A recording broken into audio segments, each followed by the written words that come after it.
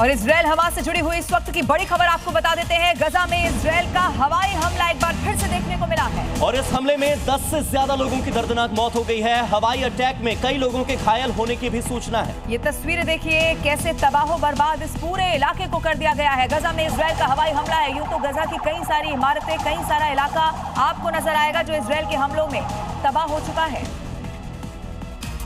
और आज सुबह से कौन सी 5 बड़ी खबरें सामने आई हैं देश से, आइए बताते हैं। दिल्ली में आज कोलंबो सुरक्षा सम्मेलन के तहत राष्ट्रीय सुरक्षा सलाहकारों की 7वीं बैठक होने जा रही है। भारत के राष्ट्रीय सुरक्षा सलाहकार अजीत डोभाल इस महत्वपूर्ण बैठक की करेंगे मेजबानी। इस बैठक में मालदीव, मॉरिशस, श्रीलंका और बांग्लादेश के राष्ट्रीय सुरक्षा सलाहकार शामिल होने वाले हैं, जिसमें हिंद महासागर क्षेत्र के देशों के बीच सुरक्षा सहयोग को मजबूत करने पर चर्चा होगी। आरएसएस के सरसंघ चालक मोहन भागवत आज से 3 दिनों के लिए मणिपुर दौरे पर रहेंगे, जो 2 साल पहले भड़की जातीय हिंसा के बाद मोहन भागवत की पहली यात्रा होगी। इससे पहले वो साल 2022 में मणिपुर गए थे। अपने 3 दिनों के प्रवास के दौरान मोहन भागवत लोगों से, व्यापारियों से और आदिवासी समुदाय के अलग अलग प्रतिनिधियों से बातचीत करेंगे। राष्ट्रपति और राज्यपाल के लिए विधेयकों पर मंजूरी की समय सीमा तय करने से जुड़े हुए मामले पर सुप्रीम कोर्ट में आज होने वाली है सुनवाई। राष्ट्रपति द्रौपदी मुर्मू के 14 सवालों पर शीर्ष अदालत की 5 जजों की संविधान पीठ अपनी राय देने वाली है। सुप्रीम कोर्ट ने 11 सितंबर को सुनवाई के बाद इस पूरे मामले पर फैसला सुरक्षित रख लिया था। सेना प्रमुख जनरल उपेंद्र द्विवेदी ने सिक्किम समेत पूर्वोत्तर क्षेत्र में तैनात त्रिशक्ति कोर की अग्रिम चौकियों का दौरा किया। अपने 2 दिवसीय दौरे के दौरान सेना प्रमुख ने चौकियों पर तैनात सैनिकों की ऑपरेशनल क्षमता की व्यापक समीक्षा की। इसके साथ ही उन्होंने अग्रिम चौकियों पर मौजूद सैन्य कमांडर से रक्षा तैयारियों को लेकर बातचीत भी की।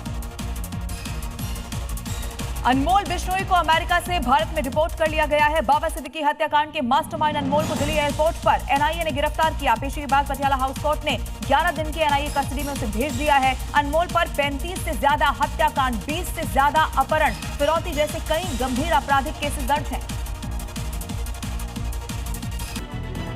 बिहार में आज होगा नई सरकार का गठन। नीतीश कुमार 10वीं बार लेंगे मुख्यमंत्री पद की शपथ। समारोह में प्रधानमंत्री नरेंद्र मोदी समेत 11 राज्यों के मुख्यमंत्री होंगे शामिल।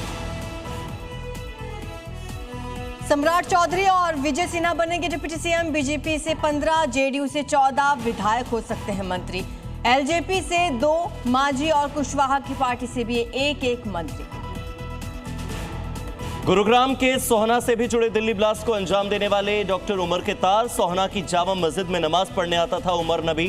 फरीदाबाद क्राइम ब्रांच ने 2 लोगों को हिरासत में लिया। अल-फलाह यूनिवर्सिटी के चेयरमैन जवाद अहमद सिद्दीकी के पुश्तैनी घर पर चलेगा बुलडोजर। इंदौर के जवाद के पुश्तैनी मकान को तोड़ने के लिए कैंट बोर्ड ने नोटिस दिया। दिल्ली ब्लास्ट के बाद एक्शन में नूह पुलिस। नूह जिले में मस्जिदों, मदरसों और किराए के मकानों में चलेगा सर्च ऑपरेशन। बाहर से आकर किराए पर रहने वाले लोगों पर रहेगी खास नजर। लॉरेंस बिश्नोई के भाई अनमोल बिश्नोई को 11 दिन की एनआईए रिमांड। एनआईए ने अनमोल को बताया आतंकवादी सिंडिकेट का सदस्य। 35 से ज्यादा हत्याकांड से बताया सीधा कनेक्शन। आवारा कुत्तों के हमलों पर कर्नाटक के सिद्धरामैया सरकार का बड़ा फैसला। काटने से मौत होने पर पीड़ित परिवार को दिए जाएंगे 5 लाख रुपए। घाव होने पर भी सरकार देगी मुआवजा। अयोध्या और काशी की तर्ज पर होगा मथुरा वृंदावन का भी विकास। 2030 के तहत 258 परियोजनाएं तैयार। मुख्यमंत्री योगी ने कार्य योजना की समीक्षा की। पंजाब में नारकोटिक्स कंट्रोल ब्यूरो की बड़ी कार्रवाई। जीरकपुर में एक ट्रक से बरामद की करीब 5 लाख रुपए की नशीली गोलियां। देहरादून से अमृतसर जा रहा था यह ट्रक। महोबा में अवैध कच्ची शराब फैक्ट्री का भंडाफोड़। हजारों लीटर कच्ची शराब बरामद। शराब बनाने के उपकरण भी पुलिस ने जब्त किए।